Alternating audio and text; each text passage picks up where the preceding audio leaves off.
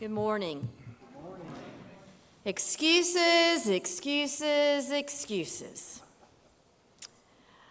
I got the greatest invitation in the mail a couple weeks ago from one of my daughter's friends. Her son is having a hole-in-one party. Can you tell they're big golf fanatics? Okay. Sometimes people who receive invitations to a party don't want to go. So they make up excuses. Here are some excuses we might use. I had a bad cold and I just can't seem to get over it. I think we're going out of town to visit my grandmother. I have to go to soccer practice. Mom said I had to babysit my little brother. Making excuses isn't anything new. Even back in Bible times, people made excuses. Jesus once told a story about a king who threw a huge party, but none of the people he invited showed up to his party. In Jesus' story, the king was going to have a party for his son who was getting married. Since he was a king and this was his only son, you can imagine that it was going to be quite the celebration, and it was a tremendous honor to be invited. All the plans had been made, the food was prepared, the invitations had been sent. The day of the celebration came, but no one showed up.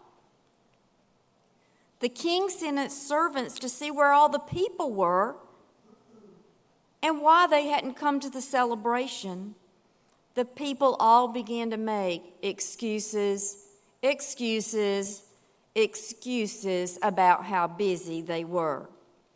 The king was very upset, so he told his servants to go out into the streets and invite everyone they saw to come to his son's wedding celebration.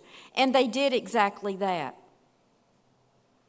And told them, come to this party. And the Bible tells us that the hall was filled with guests. Can you guess who the king was in the story that Jesus told?